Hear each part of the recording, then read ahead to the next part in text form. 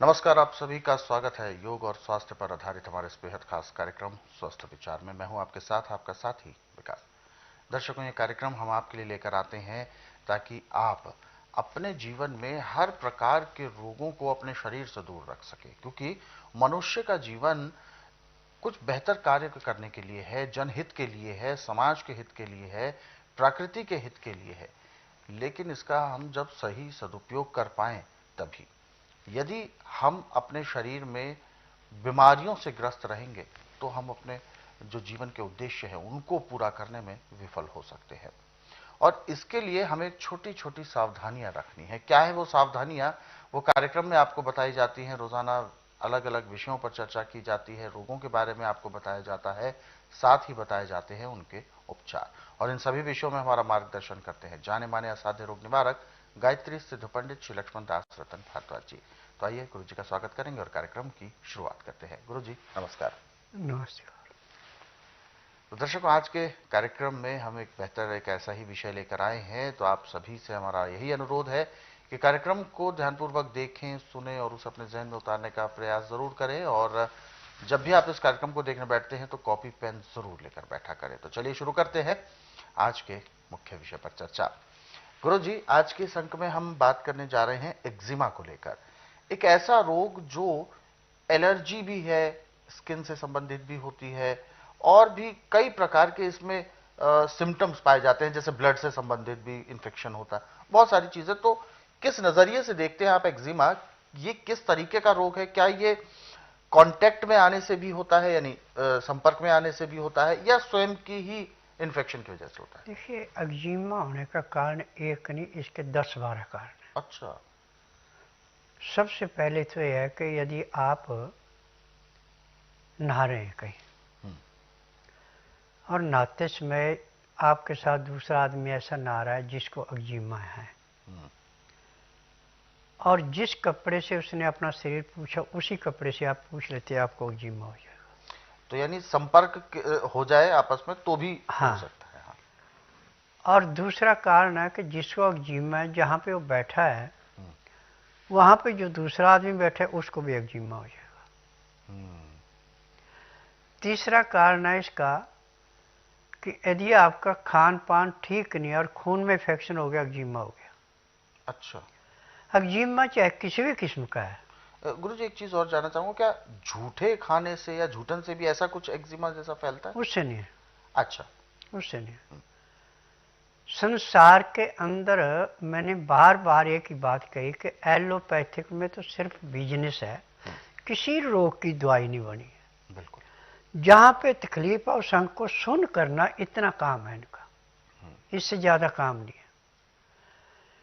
फिर सुन किसी को 2 घंटे, किसी को 4, किसी को 6, किसी को 8, 8 से फालतू सुन नहीं कर सकते। फिर जैसे उसका असर खत्म हुआ दोबारा दवाई दे दी, इस ढंग से चलाते हैं। और जो हमारा आयुर्वेद, यूनानी, होम्योपैथिक, नेचुरल का है, इनमें हम डॉक्टरों को दोष नहीं दे सकते। उन्होंने थ्योरी पढ़ी, थ्योरी के अनुसार वो दवाई देंगे। जो फार्मेसी में बन के आए खुद तो बनाएंगे नहीं।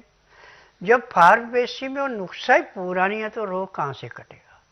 परंतु मेरा एकमात्र आश्रम ऐसा है कि ना तो रोगी को मुंह से बोलना पड़ता है कि मुझे तकलीफ है, ना कोई टेस्ट रिपोर्ट लानी पड़ती है, ना किसी मशीन से टेस्ट होता। यहाँ का नियम है कि जिससे नापने आना उस दिन बुधवार नहीं होना चाहिए। बुधवार की मैं छुट्टी रखता हूँ। गुरुवार से लेके मंगलवार के बीच में नाड़ी परीक्षण होता है। और जिस दिन आपने आना उस दिन रात्रि 10 बजे तक खा पी के दातन कूड़ा करके बड़ी इलायची मुंह में रख के चूसते रहें। जब तक मैं नाड़ी परीक्षण नहीं करूं, एक बूंद भी पानी नहीं पीना, ना कुछ खाना। 9 से 10 के अंदर अपना नामकरण कराना। 10 से 12 में नाड़ी परीक्षण करता हूँ। नाड़ी परीक्षण में पैर के तलुए से सिर के बाल तक की MRI, CT scan, x ray, ultrasound, ECG, sonography, सब कुछ 5 सेकंड में हो जाता है। फिर उसके बाद दवाइयाँ खाने की हैं, पीने की हैं, मालिश करने के तेल हैं, आँख में, नाक में, कान में डालने के दवाएं, दांत मंजन, सब जड़ी बूटी हैं। केमिकल कोई नहीं पड़ता किसी में भी। और मेरी अपनी फार्मेसी, उसी में दवाइयाँ बनती है। दवाइयाँ रजिस्टर्ड और पेटेंट है। जिस दिन मेरे पास अग्जिमे का रोगी आता है उसी दिन उसको खुजा करनी तो टोटली बंद हो जाती है, वो दवाइयों के अंदर का असर है, और महीने 1.5 महीने में उसका रोग समाप्त हो जाता है। क्योंकि अग्जिमे की दवाई एक नहीं, मेरे पास 10-15 दवाइयाँ हैं, जैसा अग्जिमा वैसी दवाई।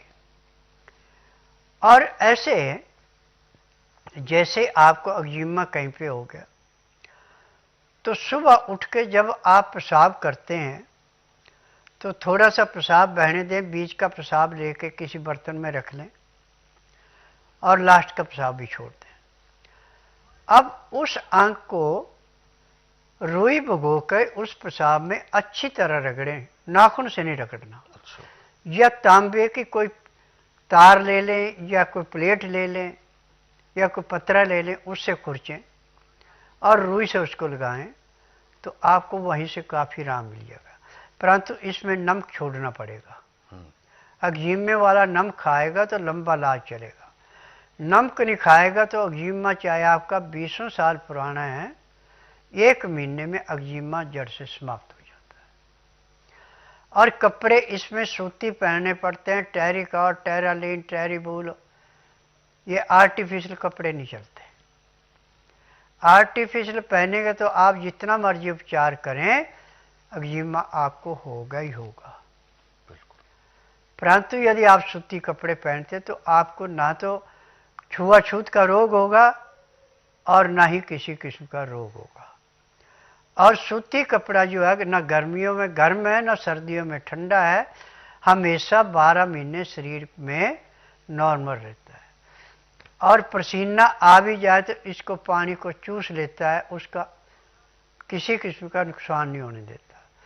और जो आपका टेरिकॉट, टेरालिन, टेरीबूल है, इसमें पसीना जो आपके शरीर में सूखता है उससे गमोरियाँ निकलती हैं, फिर आपको ज़्यादा परेशानी होती है। यहाँ पे गमोरियों के लिए भी चुटकियों में उसका उपचार किया जाता है। यानी पैर के तलुए से सिर के बाल तक का कोई भी रोग है, हर एक रोग यहाँ पे ऐसे समाप्त किया जाता है जैसे जलती अग्नि में पतंगा नष्ट होता है।